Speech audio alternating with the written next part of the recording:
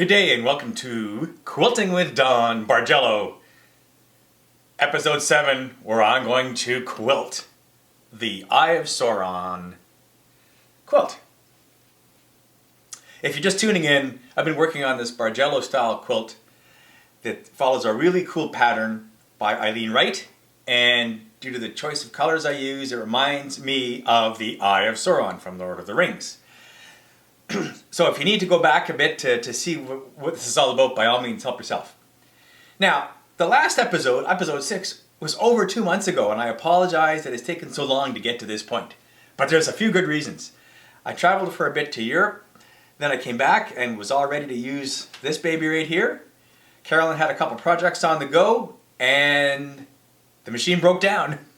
So we got it fixed over the Christmas break. Or rather, we got it fixed, and then after Christmas, we got it back, and Carolyn had a couple other things on the go. In the meantime, we're able to do a couple of side projects, and you can see on the links above, first you can see the Scraps of Sauron, where Carolyn and I made this challenge comfort quilt. Explains more in that video. And of course, Carolyn being Carolyn, she took some of the leftover fabric that I had not used from Eye of Sauron, and made another challenge quilt with I guess we'll call leftovers of Sauron. Yeah, so anyway, fine. Now, let's begin the main act of this episode, which is to quilt Eye of Sauron. I measured the top. Again, it's sat for 2 months. It shrank a little bit. I'll iron it, certainly.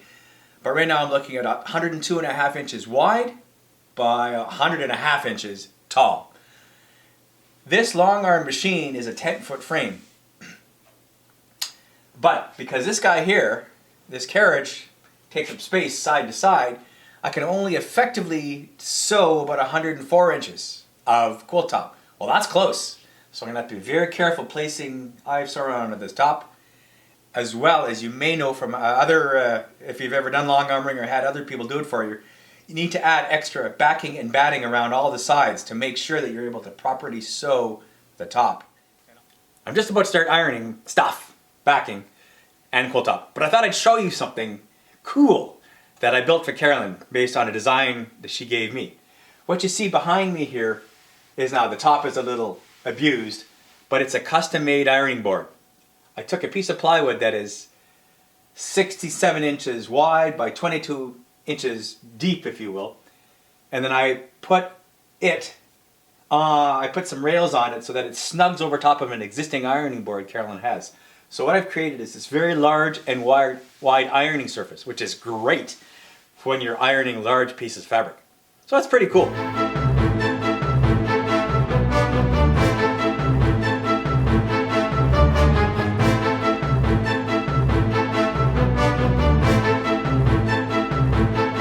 Right, I'm just about to cut the wide back, the backing, which I just ironed. This is called Moody Blues Ombre from the fabric company called Soar. I bought it from actually a fabric store in Ontario, Canada, called K&A Quilting. Really love this wide back. So I've measured out 108 inches, and that's how wide I'm going to make this. Because if you recall, the quilt top is 102.5, maybe 103 when I iron it. So I'm going to have a bit of extra on each side. Phase 1 of loading the quilt onto the long arm machine has been completed. Phase 1 is getting the top on its own roller. You see that here, and it was relatively straightforward. You mark the centers of the top and bottom of the quilt top, and then you align to start the bottom on the center of the leader that this top is attached to, and then you roll it up, keeping the edges relatively even so that it's not creeping, and also keeping the center lined up. So what I've done here, this is Carolyn's idea, but it's great. We have a tape measure that goes across the front of the rail, and we mark them with pins where things are. So we mark where the center of the quilt top is, and we marked over here the edges of the border.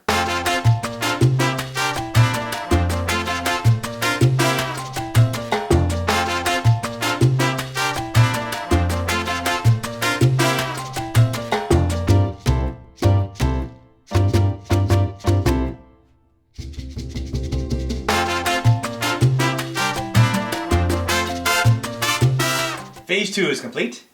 the backing is now snugged up, and the tick-up rail on the back is pinned, and the backing rail on the front is pinned and rolled up. And I've got it here, ready now to put on the batting, which I still have to cut. All right, phase 3 is complete.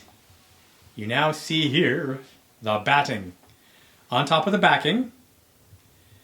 And then what we did, Carolyn helped me with this.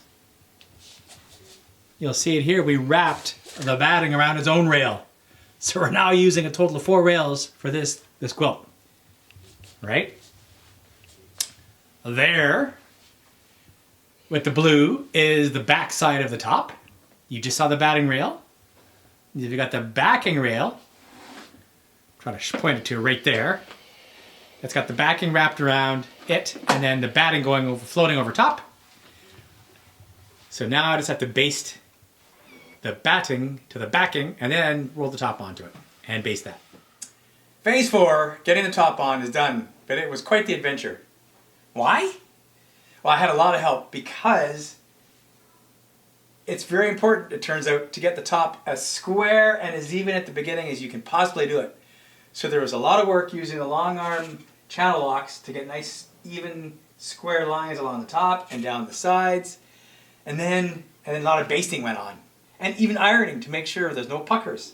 So obviously Carolyn's the expert here. I'm just going to show you a little bit of what we did. We did a regular basting line with large stitches along this red border to get it as nice and square. That was our mark, to get it as nice and square as we could. Then we did a secondary baste with a finer stitch near the edge of the quilt. This will stop the border from flipping up as we're going back and forth over it. Same thing down the sides, fine line, and another steadying basting line along this red border. We started.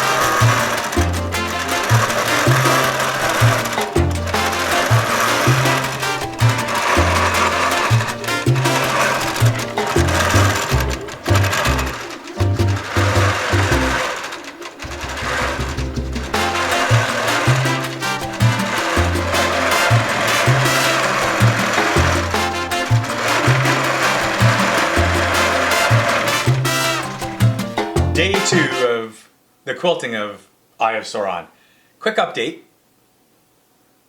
Okay, I spent about 4.5 hours yesterday and I'm almost halfway. You can see the eye here. So I'm about to do this area next. But I came down this morning because our quilting studio is in the lower floor. Our regular house area is upstairs and this is downstairs. I wouldn't call it a basement per se, it's the main floor. Anyway, the point is, I came to discover large divots on both sides of the quilt top. Why? Because Whiskers, that cutie, there's no doubt in my mind he laid down on the quilt overnight because he has access to the room. We had forgotten to close the door while this quilt was on the rack. So already this morning I had to roll the quilt back and forth, use a bit of steam, use a bit of starch, try to get the divots out and realign the quilt so that it's square. I'm just going to re-energize the long arm and start zone number 6 of this quilt. It's going to probably take 12 zones or 12 passes, or 14, somewhere in there, we'll find it.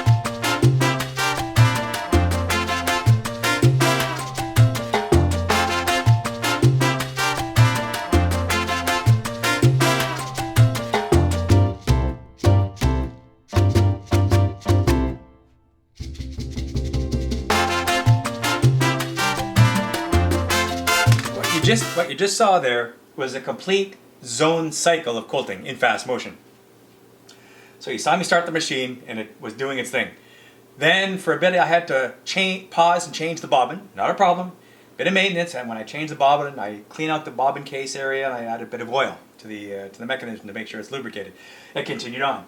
And then at the end, what you saw me do with the machine, the computer, is say, all right, I'm marking now where each of the beginning of the next zone will start.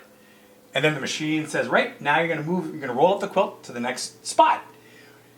And it moves, and you roll it up, and you get it lined up. And then what you saw me doing is a lot of fussing to make sure everything was good and square and taut and perfect.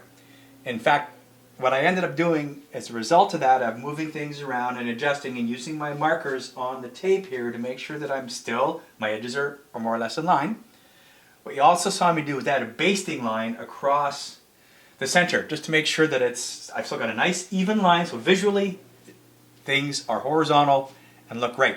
I also basted down the edges to make sure that the edges of the quilt top do not flip up as I'm quilting over top of them, because I'm running the edge to edge pattern completely off the top.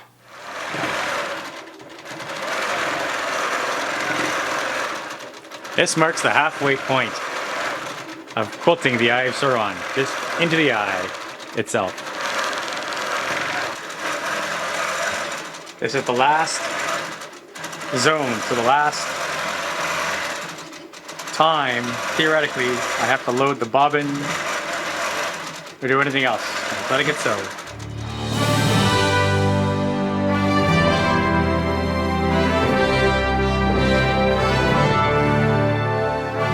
After 14 hours of rack time, long arm time, Eye of Sauron is quilted.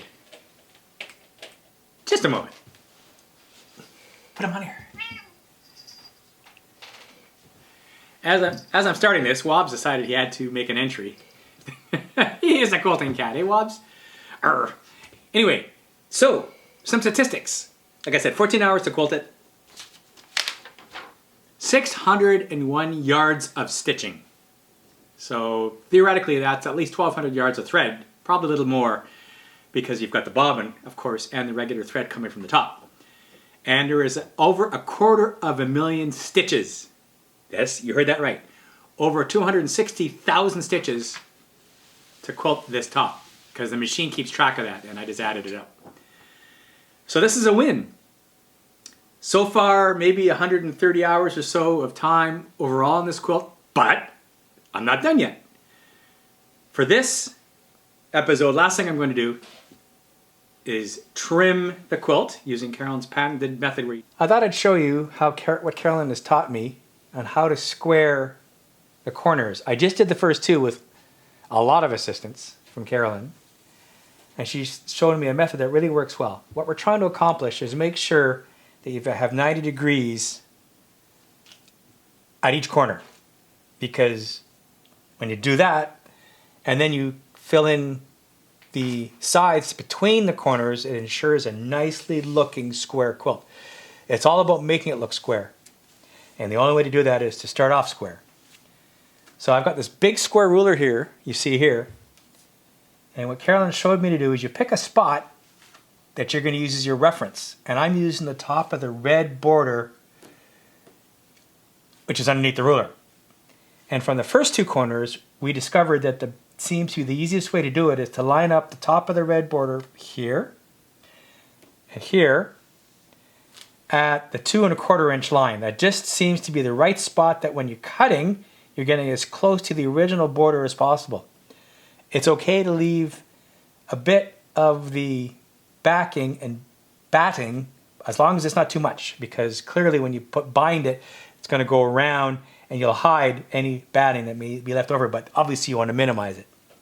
So then it becomes a process of starting where you think is the right spot, and it's right at the corner here, and you line it up, and right now I've got it nicely lined up in the corner, and then eventually, once you've got it, you take, well, I'm using one of these irons from Carolyn to hold it down, and then you work away at each border in each direction at the same time, tugging and pulling till it lines up. And then when you're happy with it, you're putting weight on it, you tug it, you put the iron on, and then that helps you secure it, and then you cut it.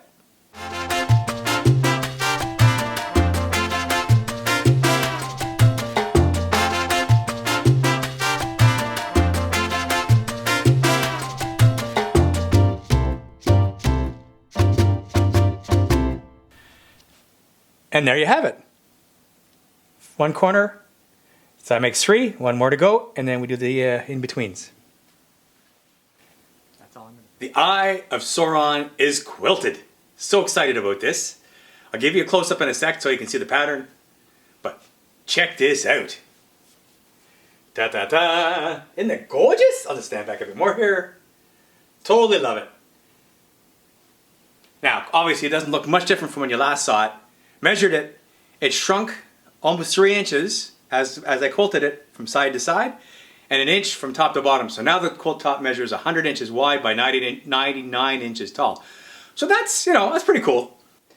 So there you see the heat wave pattern. I ended up going with heat wave edge to edge, so all the way to the top and all the way to the bottom. As you know, anyone that's been watching any of my Quilting with Dawn series, for that matter, or anything else, I like beer and whiskey. The occasional glass of wine. Now it's 10:30 in the morning, so it's a little early, but I got things to do today. So I'm going to toast the quilt. And to do that, I've got this wonderful whiskey from, I want to say it's from Vancouver, but it's from Boneyard Distillery. It's from Odd Society Distillery, and it's called Boneyard. I had a sample of this at a tasting a month or two ago, and it's phenomenal. And anyone that says, you have to have whiskey that's 12 years old doesn't know what they're talking about. This is an absolutely lovely whiskey. And it's a little spicy, it's got lots of flavor, and it's got character. So you really can't ask for much more than that, or if at all, for a fine whiskey.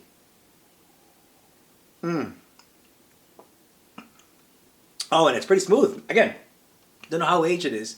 Not bad at all. So, hope you enjoyed this episode of Quilting with Dawn Bargello. Next steps, very quickly, are the applique, which I'm looking forward to doing, and then the binding. So I think there'll be one more episode. I'll do applique, binding, and then the final summary of how much time, how much cost, etc. So you get an idea for something like this, what the undertaking was. Stay tuned for the next episode.